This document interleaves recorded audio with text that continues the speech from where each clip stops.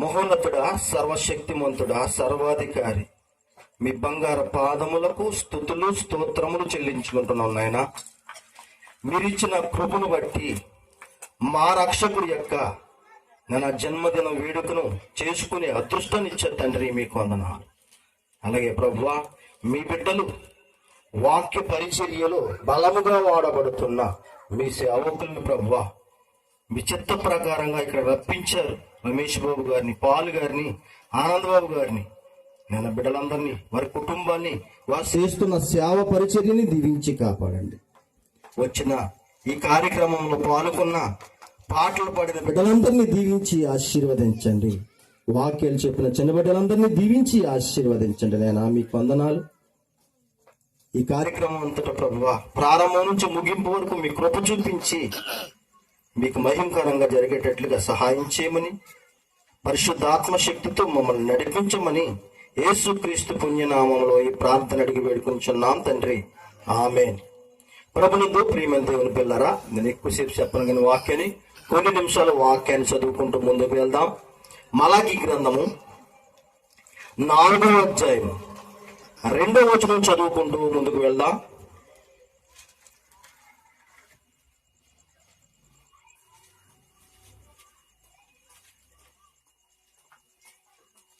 Page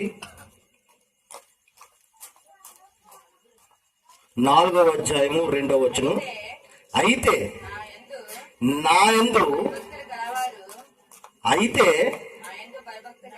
నా నామమందు భయభక్తులు గలవారు మీకు చాలమ్మా. తండ్రి యెహోవా దేవుడు ప్రవక్తల ద్వారా ఎన్నో ప్రవచనాలు రాయించాడు పిల్లరా. క్రీస్తుకు పూర్వం కొన్ని వందల సంవత్సరాల క్రితం ప్రవక్తల ద్వారా రాయించిన ఒక అద్భుతమైన సందేశాన్ని దేవుడు మనకు తెలియపరుచున్నాడు. ఏంటంటది? అయితే నా నామమందు భయభక్తులు గలవారు, అది కూడా చూడండి. అయితే నా నామమందు భయభక్తులు గలవారు మీకు ఎవరికంట ఇది చెబుతున్న మాట ఏంటంటే, దేవుని యందు ఎవరైతే యెహోవా యందు భయభక్తులు కలిగి ఉంటారో వారి గురించి చెప్తున్న మాట. అయితే నా నామమందు భయభక్తులు గలవారు మీకు నీతి సూర్యుడు ఉదయించానంటండి. ఎవరు ఉదయిస్తారంట? నీతి సూర్యుడు. క్రీస్తుకు పూర్వం పిల్లరా కొన్ని వందల సంవత్సరాల క్రితం రాయించిన మాట. దేవుని యందు ఎవరైతే భయభక్తులు కలిగి ఉంటారో, ఏమండి, దేవుని యందు భయభక్తులు కలిగిన వారి యందు విశ్వాసం ఉంటుంది. విశ్వాసం ఎవరిలో ఉంటుందమ్మా? ఎవరైతే దేవుని యందు భయభక్తులు కలిగి ఉంటారో వాళ్ళలో విశ్వాసం ఉంటుంది. ఈ మాట ఎందుకు చెప్తున్నాడు అంటే, ప్రియురా, నీతి సూర్యుడు ఉదయించాలంటే, ఈ భూమి మీదకి నీతి సూర్యుడు ఉదయించాలంటే అప్పటికే పాప జీవితాల్లో కరుడు కట్టిన చీకటి అలుముకుంది. పాపం అనే చీకటి మనుషుల మధ్య చీకటి అలుముకుంది.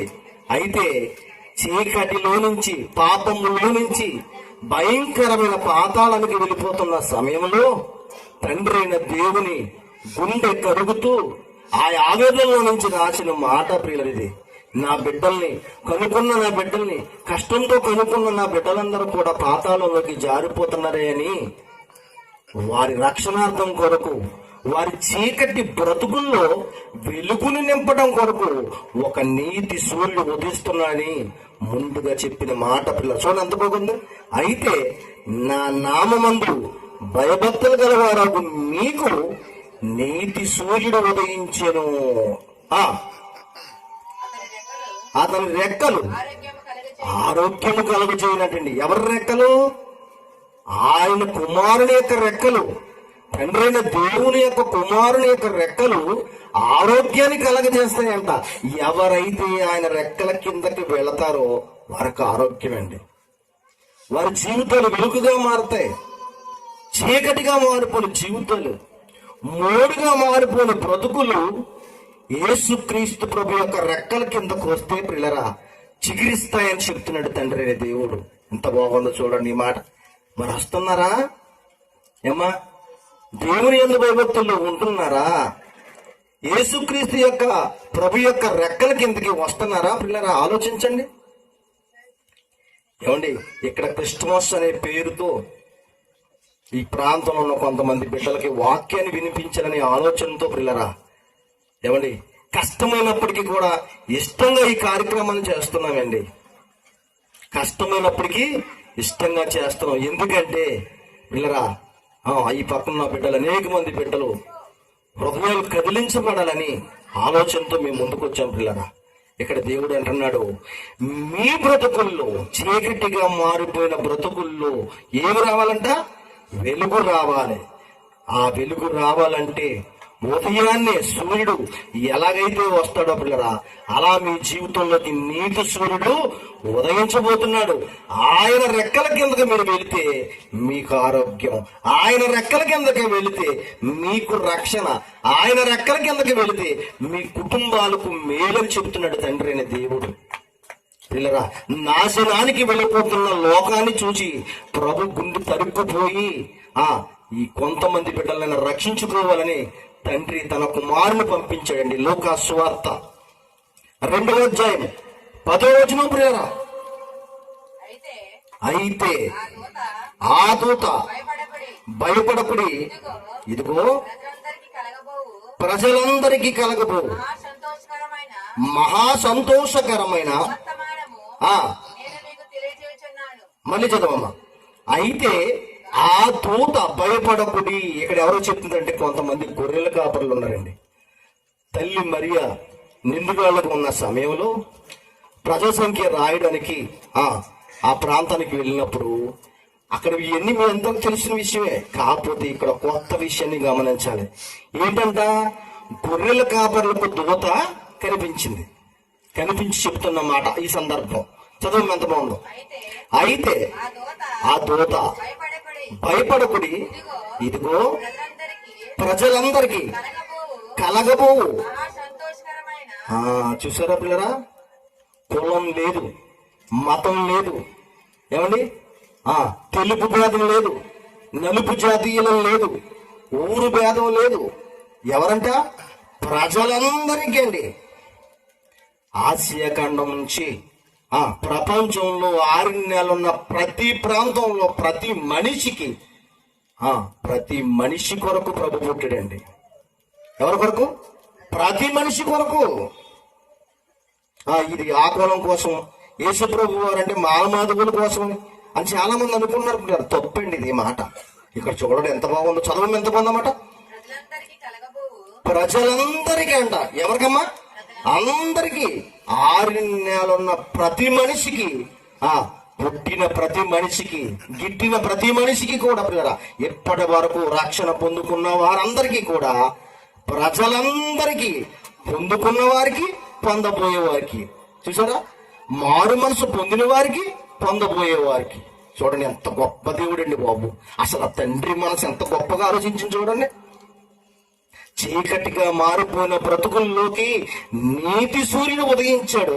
తల్లి గర్భంలోకి, కన్య మరియ గర్భంలోకి సాక్షాత్తు దేవుని కుమారుడు వచ్చాడండి. మనుష్య రూపాన్ని దాల్చుకొని. కలిగి ఉన్నదేదియు ఆయన లేకుండా కలగలేదంటండి.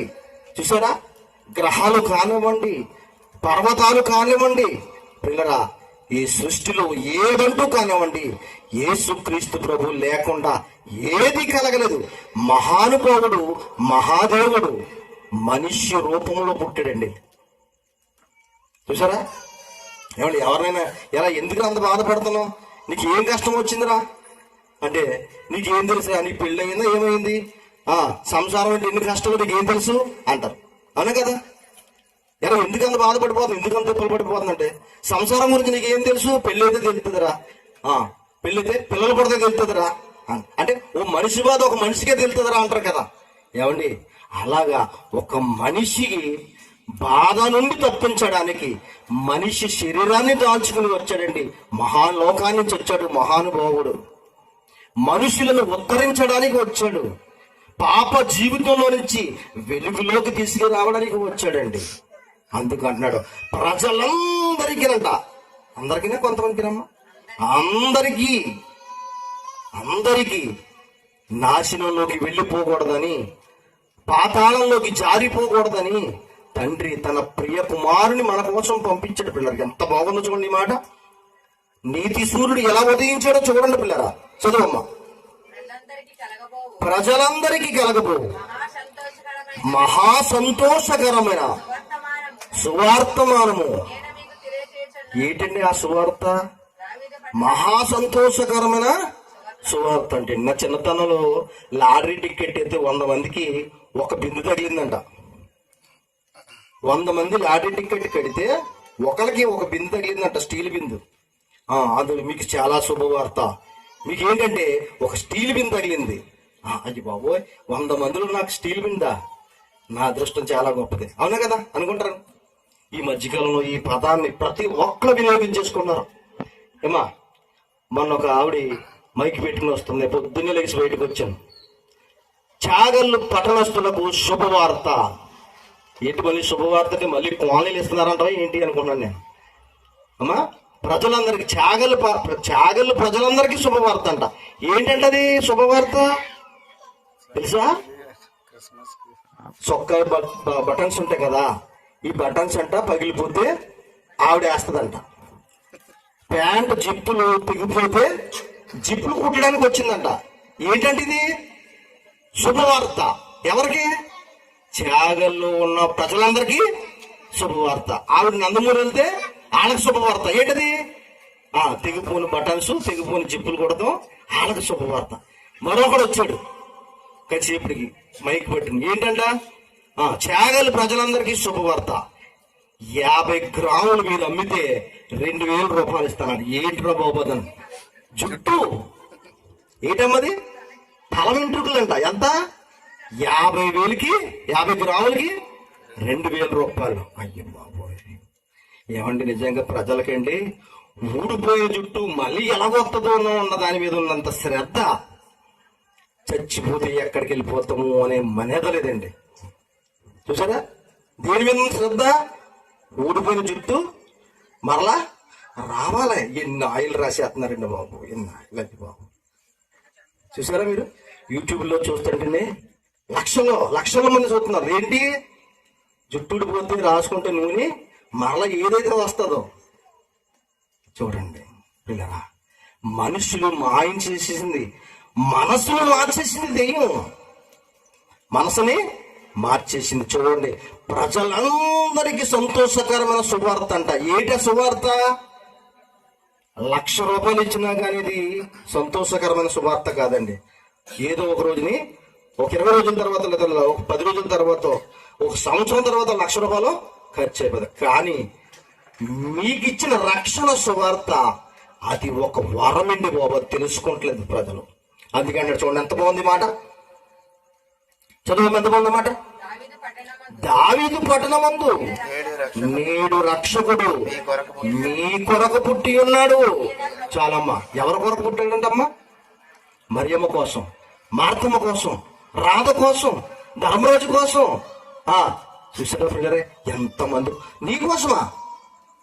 ఇటు నీకోసమా? కుండల మీద చేసుకోండి. నా కోసం గర్వంగా చెప్పుకోవచ్చండి. ఎవరి కోసం పుట్టాడు? మహాలోకాన్ని విడిచిపెట్టి, పరలోకం మహాలోకాన్ని విడిచిపెట్టి ఈ భూమి మీదకి కష్టాలను అనుభవించడానికి కష్టాన్ని కోరి తెచ్చుకున్నాడండి. ఎవరి కోసం? నీ కోసం నీ కొడుకు పుట్టాడా? నీ కష్టాల్లో ఉన్నప్పుడు నీ సోదరుడు, నీ రక్తం పంచి పుట్టిన అన్నయ్య, నీ రక్త సంబంధం అంటున్నావే, నీ రక్త సంబంధి నీ కష్టాల్లో వస్తున్నాడా? నీ బంధువులు వస్తున్నారా? మనసున్న మనుషులారా, మనసు పెట్టి ఆలోచించండి. నీ కష్టాల్లో ఉన్నప్పుడు, నీ కన్నీళ్ళలో ఉన్నప్పుడు నీ కొడుకు, నీ కూతురు నిన్ను ఆదుకుంటాకు వస్తున్నారా? లేదే. మరి నీ కోసం ఒక ఆయన పుట్టాడంట. ఎవరు? ఆయనే యేసుక్రీస్తు ప్రభువు అండి, లోకరక్షకుడు. బా చూడండి ఎంత బాగుందో ఆ మాట చదువుతుంటే. ఎన్ని సంవత్సరాల నుంచి మనం ఎన్నోసార్లు అన్నాం ఈ మాట, కొత్తది కాదు. కానీ ఈ మాట చదువుతుంటే పిల్లరా ఒళ్ళు చెల్లరించేసింది నాకు ఈ మాట. చూడండి ఎంత బాగుంది. చదువమ్మా. దావీదు పట్టణమందు నేడు రక్షకుడు మీ కొరకే. ఎవరి కొరకమ్మా? మీ కొరకే పుట్టినట్టు ఈ రక్షకుడు, నీ కొరకే. మార్తమ్మ వింటున్నావా? మంగమ్మ వింటున్నావా? నీ కొరకే. అబ్బా, ఎంత గొప్ప దేవుడండి. ఏమండి, ఇలాంటి దేవుడిని లోకంలో ఎప్పుడన్నా ఎక్కడన్నా మీరు విన్నారా? నేనైతే వినలేదండి. ఇలాంటి దేవుడిని గురించి నేను ఎప్పటి వరకు వినలేదు. నీ కొరకే ఒక రక్షకుడా? నీ కొరకు? అవునండి, నీ కొరకే సిలువ మీద తన రక్తమంతా దారబోసాడండి బాబు. ఎవరు ఈ కన్న కొడుకు దారబోతాడండి రక్తం అసలు? ఏమా ఆలోచించండి. నీ కొరకు, నీ కుటుంబం నీ కొరకు ఆలోచించకపోయినా నీ కొరకు ఆయన ఆలోచించాడు. ఆయన యేసుక్రీస్తు ప్రభు. పిల్లరా, నీ కొరకు రక్షకుడు పుట్టాడంట. చదవం ఎంతమంది అన్నమాట. ఈయన ప్రభువైన క్రీస్తు, దానికి ఇదే మీకు ఆనవాలు. ఒక శిశువు పొత్తిగుడ్డలతో చుట్టబడి ఒక తొట్టిలో పండుకుని ఉండట మీరు చూచేదరని చెప్పాను. పిల్లరా, ఏమండి, చిన్న చిన్న పనులు చేసుకుని చేసుకున్న వాళ్ళు కొత్త బట్టలు కోరుకుంటారండి. పండగ వస్తే బట్టలు లేకపోతే పిల్లలంటే పెద్దలంటే పిలిచి పెట్టేస్తుంటారు. అవునా? అవునా కదమ్మా? వాడి పక్కన పెట్టేసిన పాత కోకండి బాబు. పొత్తుకొడ్డంటే పాత కోక. లోకాలను కలిగించిన మహనీయుడు ఇదిగిదిగో నీ కోసం పాత గుడ్డను చుట్టుకుని వచ్చాడు. పశువులు తొట్టా. ఇదేంటండి బాబు? రాజులకే రాజు, మహారాజు నీ కోసం ఎక్కడ ఉన్నాడంట? పశువుల తొట్టెలో పొరున్నాడంట. సత్రంలో చోటు లేదు దేవుడికి. చూసారా పిల్లరా, ఎంత తగ్గింపు జీవితం అండి బాబు. ఆయన పుట్టుకే తగ్గింపు జీవితం అండి. చూసారా, ఆయన పుట్టుకే తగ్గింపు జీవితం. పిల్లరా, ఎంత గొప్ప దేవుడు. నీ కోసం మహారాజు, లోకాలు కలిగించిన రాజు ఎంత తగ్గించుకుని పుట్టాడు చూడండి. చదువు ఎంత ఉందన్నమాట.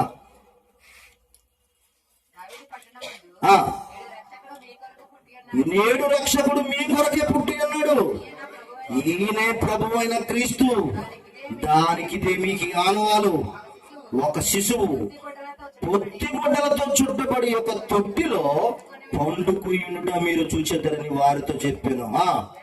వెంటనే పరలోక సైన్య సమూహము ఆ దూతతో కూడా ఉండి సర్వోన్నతమైన స్థలములలో దేవునికి మహిమయు తనకిష్టులైన ప్రజలకి భూమి మీద సమాధానంగా ఉండాలంట. పిల్లలు, ఎంత గొప్ప మాట అండి. ఎవరికి ఇష్టంగా ఉండాలంట?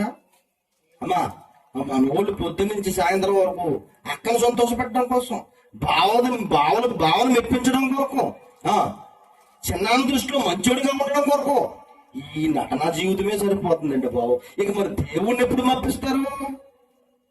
దేవుణ్ణి ఎప్పుడు మప్పిస్తారు? ఆలోచించండి. బిడ్డల్ని పెంచి పెంచి పెంచి అల్లారు ముద్దుగా చూసేటప్పటికి ఈ మధ్యకాలంలో వృద్ధాశ్రమంలో ఎక్కువైపోతుంది. చూస్తున్నారు మీరు? పెట్టుబడి అంతా అలాగే పెట్టేస్తున్నారు, కష్టం అంతా అలాగే పెట్టేస్తున్నారు, డబ్బు అంతా అలాగే పెట్టేస్తున్నారు. నా ప్రాణం అంటారు అంతే. పెళ్లిడికి వచ్చినాడికి ఏం చేస్తున్నారు? భార్య వచ్చాక తీసుకెళ్లి వృద్ధాశ్రమంలో పెడుతున్నారు. పిల్లల, కొంతమంది మంచోళ్ళు అంటే ఉండొచ్చు, కానీ ఎక్కువ శాతం ఎక్కడ పెడుతున్నారమ్మా? వృద్ధాశ్రమాల్లో. చూసారా పిల్లల? మరి ఇంకెందుకు ఈ పోకుళ్ళాట? బంధువుల కోసం, చుట్టాల కోసం, కొడుకుల కోసం, కూతురు కోసం. మరి దేవుని కోసం ఒక్కసారి కూడా బ్రతకవా? 2024 నుంచి 2025లోకి వచ్చేసావు. ఇదిగో క్రిస్మస్ తలపండిపోయింది, ముసలింటిలో వచ్చేద్దానే. నీ జీవితంలో నీ కుటుంబం కోసం బ్రతికిన రోజులు నీకు గుర్తున్నా కానీ దేవుని కోసం బ్రతికిన రోజు ఏదైనా ఉందా? ఒక్కసారి ఆలోచించండి. మనసున్న మనుషులారా, ఆలోచించండి. నీ కొరకే లోక రక్షకుడు పుట్టాడు. ఆయనకి ఇష్టంగా బ్రతకవా? మరి నాశనంలోకి వెళ్ళిపోతున్నా నిన్ను రక్షించడానికి మహాదేవుడే భూమి మీదకి వచ్చాడు. నిన్ను రక్షించడానికి మారు మనసు పొందుకోవా? కళ్ళు కట్టుకున్న రాత్రికుంటే నీ గుండె కదులుతులేదా? ప్రియులరా, ఆలోచించండి. మనసున్న మనుషులారా, ఈ మాటలు మీ మనసులోకి వెళ్ళడానికి అండి బాబు. ఇవన్నీ దేనికోసం అనుకుంటున్నారు? ఈ వాక్యం చెప్పడం కోసమే. ఆలోచించండి పిల్లలకి. లోకాలు కలిగించిన దేవుడు అంటండి, పరలోకం నుంచి సైన్య సమూహం వచ్చి చూడండి ఎంత బాగుందన్నమాట. సర్వోన్నతమైన స్థలంలో దేవునికి మహిమయు ఆయనకి ఇష్టలైన మనుషులకు భూమి మీద సమాధానం కలుగుతుందంట పిల్లరా. భూమి మీద నీకు సమాధానం లేదా? అయితే యేసయ్యను నమ్ముకో. కుటుంబాలను నమ్ముకొని, బంధువులను నమ్ముకొని నీ జీవితంలో జీరో మిగులుతుంది. దేవుణ్ణి నమ్ముకో, దేవుడికి ఇష్టడిగా బ్రతుకు. ప్రియ సహోదరుడా, సహోదరి, నువ్వు ఎవరిని నమ్ముకున్నా ఏదో ఓ రోజు నిన్ను మోసం చేసేస్తారు. ఆలోచించు. కానీ దేవుణ్ణి నమ్ముకో, యేసయ్యను నమ్ముకో, ఆయన పాదాల దగ్గరికి రా, మారు మనసు పొందు, బాప్తిసం తీసుకో.